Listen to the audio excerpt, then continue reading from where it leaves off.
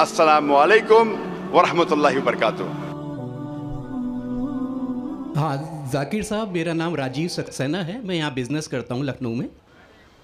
میرا ایک سوال ہے کہ قرآن مکمل ضابطۂ حیات ہے، یہ ہم سب مانتے ہیں، مگر کیا وجہ ہے کہ آپ نے فرمایا کہ 130 کروڑ مسلم اس دنیا میں ہیں، مگر کوئی ملک ایک بھی ایسا نہیں ہے جہاں پہ لا آف دا لینڈ شریعہ قانون کے لحاظ سے ہو.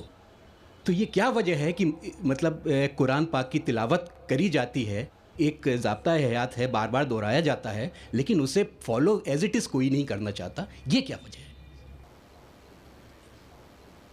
راجیو بھائی نے ایک اچھا سوال پوچھا کہ 130 کروڑ مسلمان ہیں دنیا میں، کئی مسلمان ممالک ہیں، بٹ کئی بھی ملک میں اسلام کی شریعت پورے مکمل طور سے عمل میں نہیں آتی، عمل نہیں ہوتی. کچھ حد تک میں آپ سے سہمت ہوں کہ ٹھیک 100% پوری شریعت میرے علم میں کوئی بھی ملک میں پوری 100% سے عمل میں نہیں آتی، لیکن جو بھی ملک میں جس شریعت کا حصہ اس کا عمل جہاں ہو رہا ہے وہاں سب سے زیادہ آپ دیکھیں گے امن ہے، اور سب سے زیادہ اس شریعت کے معاملے میں فائدہ ہے. مثال کے طور پہ سعودی عربیہ میں کرمنل لا فالو ہوتا ہے. جو کرمنل لا ہے جسے کہتے ہیں کہ جہاں تک سزا کا، کوئی بھی اگر کوئی غلطی کرتا ہے اسلامک شریعت میں سزا ہوتی ہے، وہاں سب سے زیادہ امن ہے. مثال کے طور پہ لوگ یہ کہتے ہیں کہ اسلام مذہب دہشت کا مذہب ہے، جب بھی کوئی چوری کرتا ہے تو اس کے ہاتھ کاٹے جاتے. کیسا مذہب ہے؟ میں یہ کہتا ہوں کہ باقی دیگر مذاہب اچھی باتیں کہتے ہیں، اسلام اچھی باتیں کہنے کے علاوہ کس طریقے سے اس چیز کا عمل ہو سکتا ہے اس کے بارے میں ذکر کرتا ہے.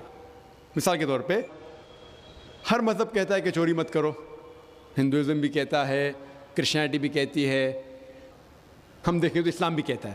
لیکن اسلام میں یہ فرق ہے کہ یہ کہنے کے بعد کہ چوری مت کرو، یہ طریقہ بتاتا ہے کہ کس طریقے سے معاشرے میں چوری نہیں ہو سکتی.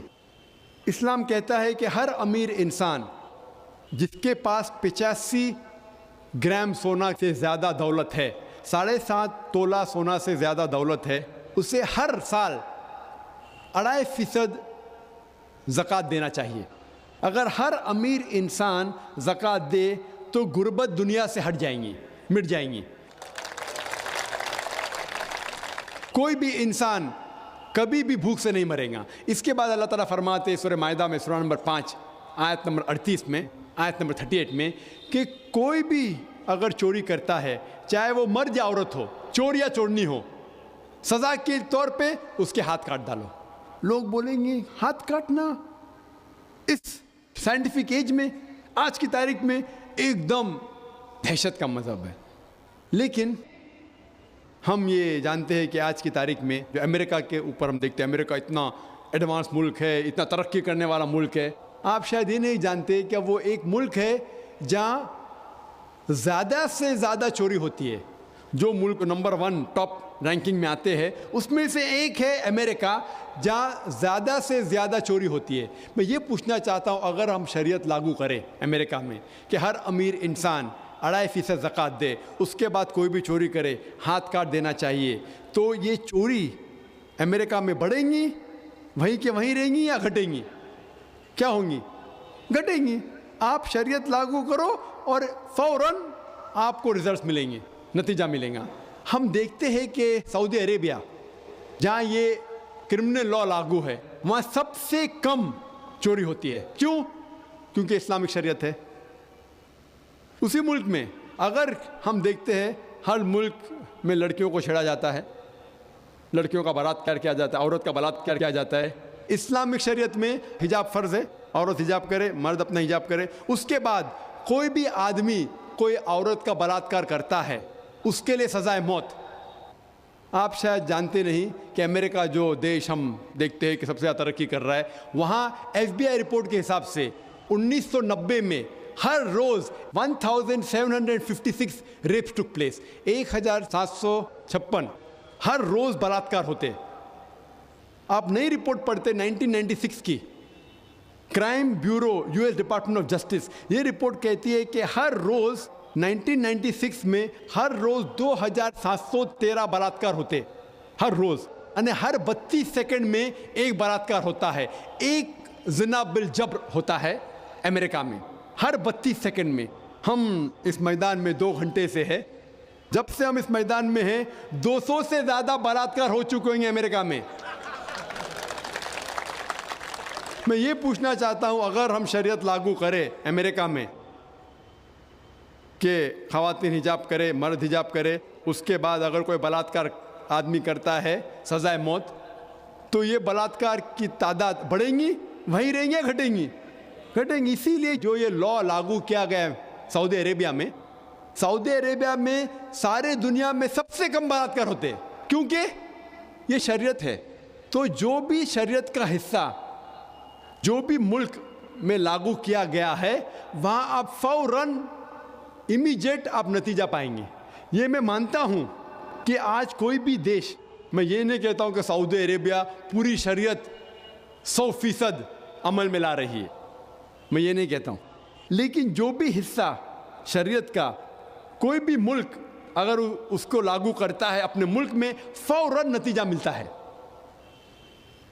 इसीलिए आज की तारीख में मैं तस्लीम करता हूँ कि आज की तारीख में कोई भी मुल्क नहीं मेरे इल्म में जहाँ शरीयत पूरे तरीके से लागू हो चुकी। कुछ मुल्क में क्रिमिनल लॉ है, कुछ मुल्क में इकोनॉमिक लॉ है, जो भी शरीयत का लॉ आप अप्लाई करेंगे वहाँ आपको नतीजा मिलता है। अगर आप देखना चाहते हैं सबसे अच्छी मिसाल, वो मिसाल है मोहम्मद सल्लल्लाहु अलैहि वसल्लम के दौर में, खुलफा राशिदीन के दौर में, मोहम्मद सल्लल्लाहु अलैहि वसल्लम के दौर में, और उनके बाद हज़रत अबू बकर, हज़रत उमर, हज़रत उस्मान, हज़रत अली रज़ियल्लाहु अन्हु, इनके दौर में अल्हम्दुलिल्लाह सुम्मा अल्हम्दुलिल्लाह सबसे बेहतरीन मिसाल है। आप देखेंगे तारीख में सारी शरीयत वहाँ लागू की गई थी, और इसीलिए लोग उनके ज़माने में सबसे ज़्यादा खुश थे। उम्मीद है कि जवाब। अब ख़वातीन की तरफ से अगर कोई गैर मुस्लिम बहन हो तो सवाल करें। अस्सलाम वालेकुम, हमारा नाम आलिया तस्नीम सिद्दीकी है। हम जाकिर भाई से सवाल करना चाहते हैं, ये जो WTC पे 2001 में हमला हुआ था, तो इस्लाम की रौ से क्या ये जिहाद सही रास्ते पर था या गलत रास्ते पर? क्योंकि बीइंग अ मदर ऑफ सन जो कि वहाँ पर पढ़ रहा है, मेरा दिल कई बार कांप गया इस हादसे के बारे में सोच के, क्योंकि वहाँ पर उस वक्त काम कर रहे बहुत सारे इंडियन IITians मारे गए, और मेरा बेटा भी एक IITian है और वो भी वहाँ पढ़ रहा है। तो ये एक माँ होने के नाते मैं कांप जाती हूँ। तो मैं जानना चाहती हूँ क्या ये सही था या इस्लाम की रोशनी में इसको वाज़े करें प्लीज़। अस्सलाम वालेकुम। बहन ने सवाल पूछा कि जो 11 सितंबर में 2001 में जो WTC के वो प्लेन जो आके टकराए, क्या ये जिहाद इस्लाम के नज़र में सही था? जिहाद तो था, किसने तो जद्दोजहद की, लेकिन जिहाद फी सबलिल्लाह था, जिहाद फी सबलिल शैतान था, इसकी तहकीक करेंगे। जिहाद तो था, जिसी ने भी वो ट्विन टावर को गिराया बड़ा जिहाद किया, जद्दोजहद किया, लेकिन क्या वो जिहाद फी सबलिल्लाह था, ये सवाल है। पहला सवाल मेरे तरफ से, मैं ये नहीं जानता हूं कि किसने वो WTC को गिराया। मैं ये भी नहीं जानता हूं कि मुसलमान ने गिराया या गैर मुस्लिम ने गिराया। ये तो अमेरिकन मीडिया है, CNN, BBC, जो कहती है कि prime suspect Osama bin Laden. अल्लाह ताला फरमाते सूरह हुजुरात में, सूरह नंबर 49 आयत नंबर 6 में, जब भी कोई आदमी आपको कुछ बात कहता है, खुसूसन जब फासिक है, तो उसकी तहकीक करो और फिर तीसरे तक पहुंचाओ। तो मैं जो CNN और BBC में देखता हूं और इंटरनेशनल मीडिया में पढ़ता हूं, मुझे इस पे यकीन नहीं। अगर आप इस CNN और BBC पे यकीन करेंगे तो मानने पड़ेगा कि मुसलमान ने किए। आप मुझे पूछते कि ये हादसा जो हुआ वो सही या गलत है, इसमें कोई दो राय नहीं कि जो हादसा हुआ वो बिल्कुल गलत है।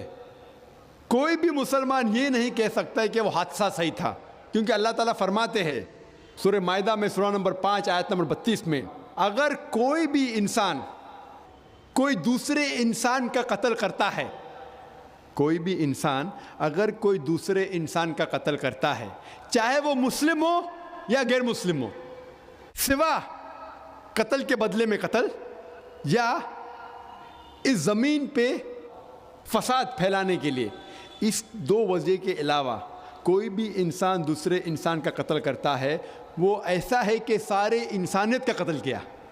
اور کوئی بھی شخص اگر کوئی بھی انسان کو بچاتا ہے وہ ایسا ہے کہ سارے انسانیت کو بچاتا ہے. تو کوئی بھی انسان کا قتل کرنا قرآن کے حساب سے حرام ہے، صرف دو وجہ سے جائز ہے، اگر قتل کے بدلے قتل یا وہ انسان اس دنیا میں فساد پھیلا رہا ہے. تو اس نظریے سے جب 5000 سے زیادہ لوگ کا قتل ہوا WTC میں، تو وہ ایکٹ جو ہے، جو وہ عمل ہے، ہمیں یہ ماننا پڑے گا کہ وہ غلط ہے. لیکن کس نے اسے کیا مجھے پتا نہیں، کیوں کیا مجھے پتا نہیں. لیکن اگر آپ یہ پوچھیں گے کہ کون سب سے بڑا دہشت گرد ہے، تو میڈیا سے یہ پتا لگتا ہے کہ امریکہ جو سب سے طاقتور ملک ہے وہ افغانستان جو سب سے کمزور ملک ہے اس کو اٹیک کیا، اس کے اوپر بام گرائے. یہ ماننا پڑے گا کہ جارج بش جو امریکہ کا پریزیڈنٹ تھے، ان نے سب سے کمزور ملک کے اوپر بام گرائے اور ہزاروں لوگ کا قتل کیا. اور اس کے خود سیٹلائٹ چینل پہ CNN پہ اس کا ذکر ہے، اس نے خود اپنے منہ سے کہا کہ میں نے فوج بھیجا معصوم لوگوں کو قتل کرنے افغانستان. مان بھی لو اگر بحث کے طور پہ ایک مسلمان نے ٹوئن ٹاور کو گرایا، لیکن کیا اگر ایک آدمی ٹوئن ٹاور کو گراتا ہے، مان لو بحث کے طور پہ اس نے گرایا، تو کیا آپ ہزاروں لوگوں کا قتل کر سکتے؟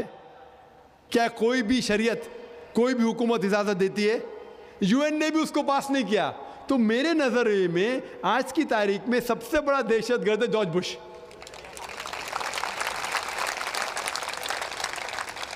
ہم دیکھتے ہیں کہ عراق کے اندر اس نے کہا کہ weapons of mass destruction, weapons of mass destruction. میں صدام کا دوست نہیں ہوں، ہم جانتے ہیں کہ صدام اچھا مسلمان نہیں ہے، لیکن جو جارج بش نے عراق پہ حملہ کیا، بم گرائے، ہزاروں لوگ کا قتل کیا، ہمیں ماننا پڑے گا بالکل غلط ہے. اس کے ثبوت کی ضرورت ہے، خود ہی فوج بھیجی، ایروپلین بھیجے.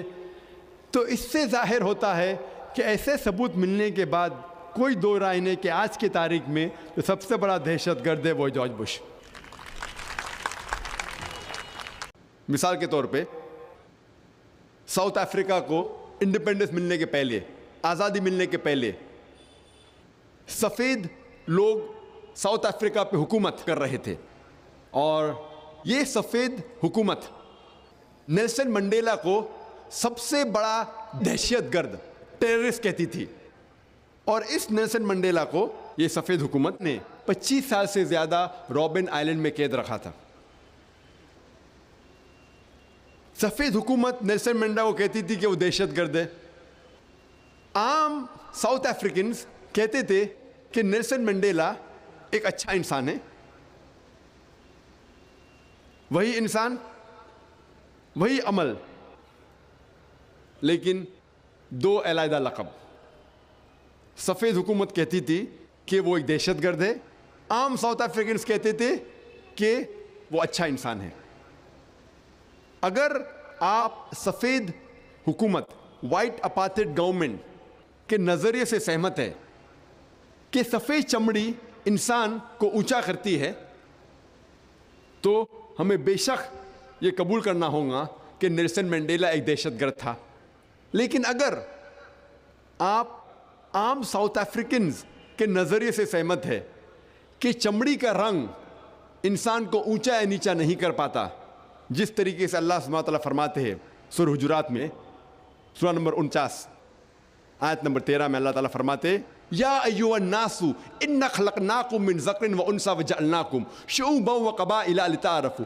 ان اکرمکم عند اللہ اتقاکم ان اللہ علیم خبیر.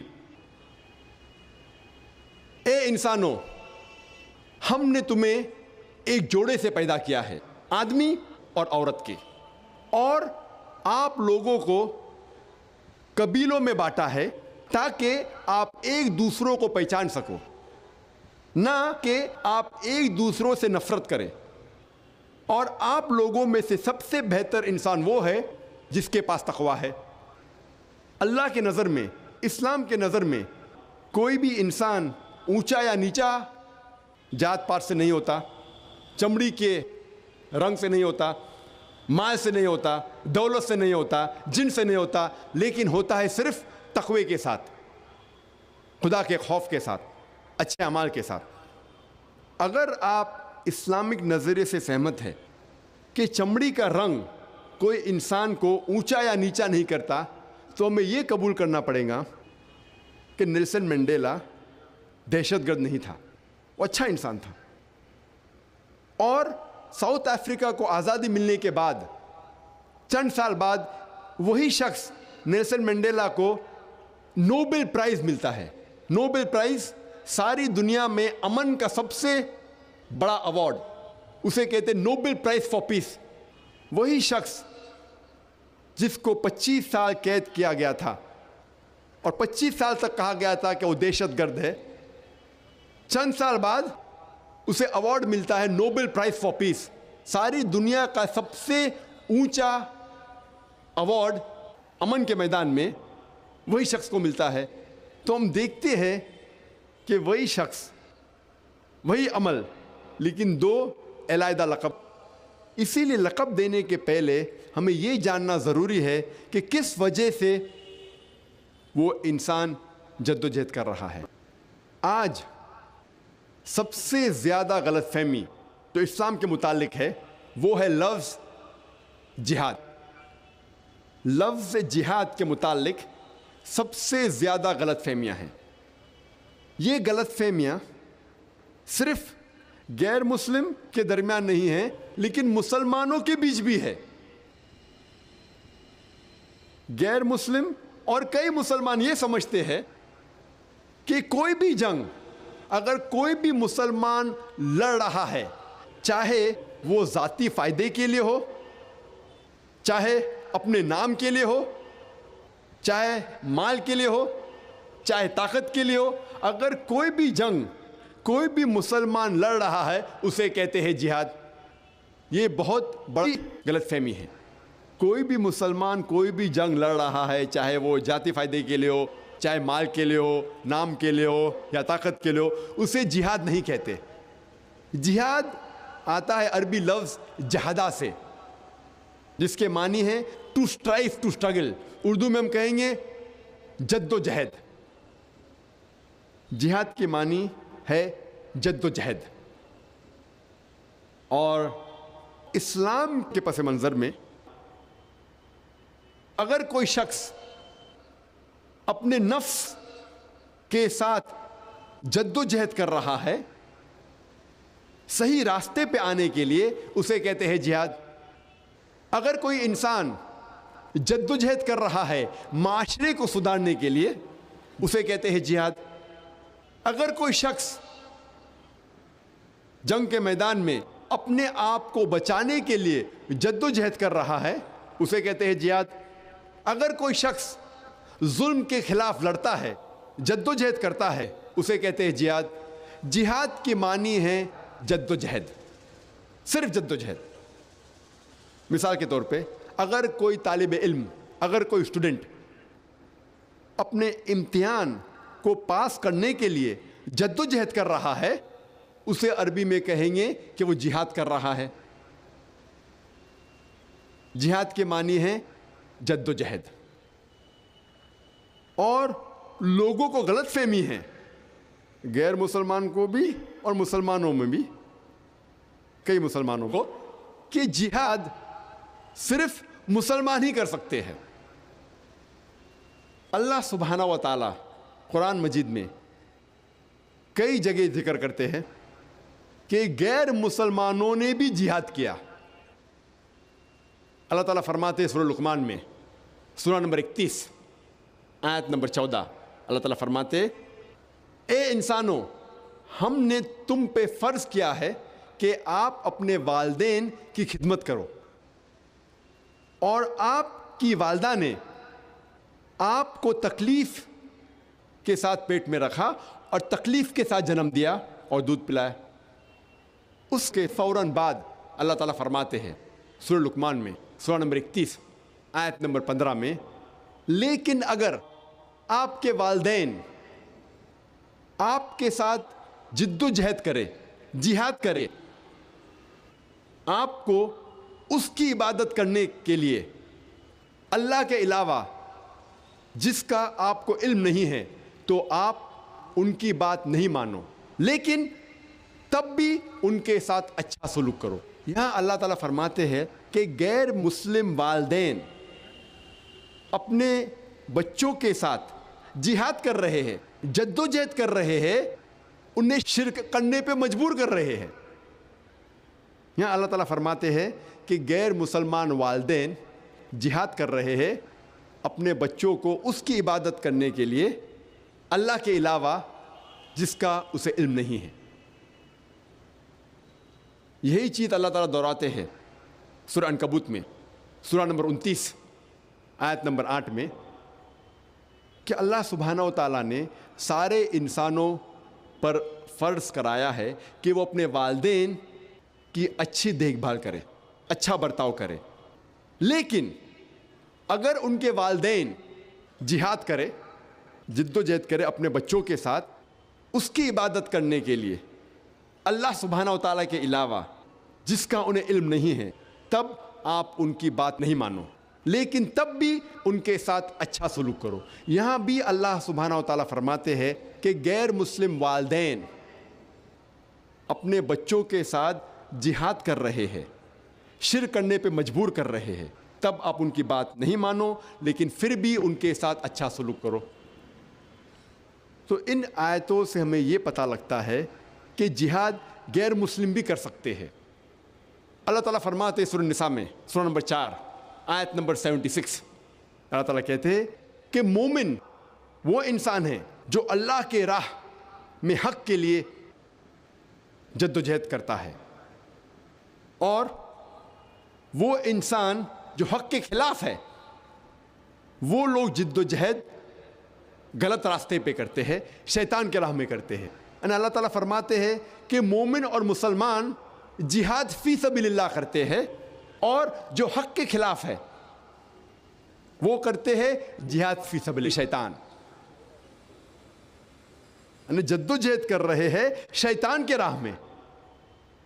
तो जिहाद के कई किस्में हैं, लेकिन आम तौर पे जब भी ये लफ्ज़ जिहाद का इस्तेमाल होता है, ये आम तौर पे माना जाता है कि ये जिहाद फ़ी सबीलिल्लाह है, जिहाद अल्लाह के राह में है। अगर खुसूसन कोई चीज़ का जिक्र है अल्लाह के ख़िलाफ़, तो पता लगता है कि अल्लाह के राह में जिहाद नहीं है। लेकिन आम तौर पे जब भी ये लफ्ज़ जिहाद का इस्तेमाल होता है इस्लाम के पस मंज़र में, इसके मानी है जिहाद फ़ी सबीलिल्लाह, जद्दोजहद करना अल्लाह के राह में। और गैर मुस्लिम अक्सर जिहाद का तर्जुमा अंग्रेज़ी में करते हैं होली वॉर, पाक जंग, जंग मुक़द्दस। ये लफ्ज़ होली वॉर सबसे पहले इस्तेमाल किया गया था क्रूसेडर्स को डिस्क्राइब करने के लिए। जब ईसाई सैकड़ों साल पहले ताकत के बल पर अपना दीन फैला रहे थे, तो उसे कहते थे होली वॉर। अफसोस की बात है कि वही लक़ब आज मुसलमानों के लिए इस्तेमाल होता है, और अफसोस की बात है कि कई मुस्लिम उलमा इन्वर्टेड कॉमर्स में जो अपने आप को आलिम कहते हैं, वो भी अंग्रेज़ी में जिहाद का तर्जुमा करते होली वॉर। जिहाद के मानी होली वॉर है ही नहीं। होली वॉर का तर्जुमा अरबी में होता है हर्ब मुक़द्दसा। और अगर आप कुरान मजीद पढ़ेंगे, कुरान मजीद या कोई भी सही हदीस में یہ عربی لفظ حرب مقدسہ موجود ہی نہیں ہے. اسی لیے جہاد کے معنی حرب مقدسہ یا ہولی وار یا پاک جنگ نہیں ہے. جہاد کی معنی ہے جد و جہد. اور لوگ یہ سمجھتے ہیں کہ جہاد کی معنی ہے قتل کرنا. قتل کرنا کی معنی ہے قتال. اور ایک ٹائپ کا جہاد قتال بھی ہے، لیکن سب سے بہترین جہاد ہے اپنے غلط نفس کے ساتھ جہاد کرنا اللہ کے راہ میں. وہ سب سے بڑا جہاد ہے. اور ایک ٹائپ کا جہاد، وہ جہاد ہے قتال. اور جب آپ قتال کر رہے ہیں حق کی راہ میں تبھی کہہ سکتے ہیں وہ قتال فی سبیل اللہ ہے. اور جب ہم قرآن مجید پڑھتے ہیں اور حدیث پڑھتے ہیں تب ہمیں جہاد کی صحیح معنی معلوم پڑتی ہے. اللہ تعالیٰ قرآن مجید میں فرماتے ہیں سورہ حج میں سورہ نمبر 22 آیت نمبر 78 میں اللہ تعالیٰ فرماتے ہیں کہ جہاد کرو جس طریقے سے آپ کو جہاد کرنا چاہیے، ڈسپلن کے ساتھ اور صحیح طریقے سے. اور اللہ سبحانہ و تعالیٰ نے آپ کو چنا ہے اور آپ کے لیے دین میں مشکلات نہیں ڈالی. جی خوش آمدید دوستو، امید کرتا ہوں ویڈیو آپ نے پوری دیکھی ہوگی اور آپ کو پسند بھی آئی ہوگی. دیکھو، اگر آپ دنیا میں آبادی کو دیکھیں تو آبادی دنیا کی وہ تقریباً بڑھ رہی ہے. اموات کی شرح بھی زیادہ ہے لیکن پیدائش کی بھی زیادہ ہے.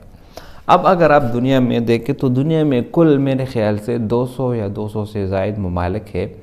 ان میں سے 52 ملک جو ہے 52 ممالک وہ اسلامی ہے، اسلام کے لحاظ سے، یعنی اسلام ان میں پھیلا ہوا ہے. تو یہ بھائی کہہ رہا ہے کہ دنیا میں 130 کروڑ کی آبادی جو ہے نا وہ مسلمانوں کی ہے، لیکن کسی ملک میں اسلام کا قانون نہیں ہے، قرآن کا قانون نہیں. کیا وجہ ہے؟ تو جواب یہ ہے کہ پاکستان کو اگر آپ دیکھیں، آپ برصغیر میں آپ پاکستان دیکھیں، اسی طرح ملیشیا دیکھیں، انڈونیشیا دیکھیں، ترکی دیکھیں، یہ ایسے ممالک ہیں جو اسلام کے نام پر بنے ہیں اور ان میں اسلام کا جو مذہب ہے وہ سب سے زیادہ ہے. تو وجہ یہ ہے کہ مسلمان اپنے دین پر پوری طرح عمل پیرا نہیں ہے. مسلمان یہاں پر جو ہے نا چشم پوشی کرتا ہے، ہر ایک چیز میں چشم پوشی کرتا ہے. نماز پڑھتا ہے تو نماز بھی پورے صحیح طریقے سے نہیں پڑھتا جس طرح کے نماز کا حق ہے. رسول اللہ صلی اللہ علیہ وسلم کی حدیث ہے کہ آپ ایسے نماز پڑھو جس طرح آپ مجھے دیکھتے ہو. لیکن ہم مسلمان نماز پڑھتے ہیں جلدی اور اسی طرح نماز میں یہ ہم سوچ و فکر کرتے ہیں دنیا کے بارے میں، دنیا کے حالات کے بارے میں. لہٰذا یہ عمل ہمارے لیے کبھی بھی قابل قبول نہیں. اسی طرح بھائیو دوستو، اس کے علاوہ اگر کوئی بندہ نماز میں اونچ نیچ کرے، نماز سے چوری کرے تو یہ سب سے بڑا مجرم ہے. ایک دفعہ رسول اللہ صلی اللہ علیہ وسلم نے صحابہ سے فرمایا کہ سب سے بدترین چور کون سا ہے؟ تو صحابہ نے عرض کیا کہ اللہ اور اس کے رسول جانتے ہیں. تو رسول اللہ صلی اللہ علیہ وسلم نے جواب دیا کہ سب سے بدترین چور وہ ہے جو نماز میں سے چوری کرے. تو صحابہ نے کہا کہ یا رسول اللہ نماز سے چوری کس طرح ہوگی؟ تو اس بھائی نے تو رسول اللہ صلی اللہ علیہ وسلم نے جواب دیا کہ اگر اس کے نماز میں قیام، رکوع، سجدے یہ ٹھیک طریقے سے نہ ہو تو یہ نماز میں چوری کے زمرے میں آتا ہے. تو بھائیو دوستو، ہماری نماز میں جان نہیں ہوتی، ہماری تلاوت میں جان نہیں ہوتی، ہمارے اعمال جو ہم کرتے ہیں نیک اعمال اس میں اخلاص نہیں ہوتی. یہی وجہ ہے کہ ہمارے ممالک میں، ہمارے ملکوں میں قرآن کے قانون وہ نافذ نہیں ہو سکتی. منافق قسم کے لوگ، منافقت ہم میں پائی جاتی ہے اور اسی طرح ہمارے قول اور فعل میں تضاد ہے. ہم کہتے کچھ ہیں اور کرتے کچھ ہے. تو یہی وجہ ہے کہ ہم مسلمان دن بدن زوال ہو رہے ہیں اور دن بدن ہم ضلالت کی طرف بڑھ رہے ہیں. اگر ہمارا قول اور فعل یکساں ہو جائے، ایک جیسا ہو جائے، تو جس طرح رسول اللہ صلی اللہ علیہ وسلم نے صحابہ کو متحد کیا اور اسلام کو پوری دنیا میں پھیلایا، تو یقیناً وہ وقت ہم پر بھی آ سکتا ہے. لیکن افسوس کہ ہم مسلمانوں میں اتحاد نہیں ہے. وَاعْتَصِمُوا بِحَبْلِ اللَّهِ جَمِيعًا، صرف اس ایک آیت پر اگر ہم مسلم اکتفا کریں تو یہی وجہ ہے کہ ہم اسی پر اکتفا نہیں کرتے، اسی وجہ سے ہمارے اندر جو ہے نا یہ چیز عام ہے، اور ہم جو ہے نا یہ یعنی ہمارے اندر وحدانیت اور یکسانیت ہمارے اندر نہیں ہے۔ تو یہی وجہ ہے کہ پوری دنیا میں کہیں پر بھی قرآن پر 100% عمل نہیں کیا جاتا، اور ڈاکٹر ذاکر نائک نے بھی بہت بہترین جواب دیا۔ امید کرتا ہوں ویڈیو آپ کو پسند آئی ہوگی۔ اگر ویڈیو آپ کو پسند آئے تو اس چینل کو سبسکرائب کریں۔ بہت شکریہ۔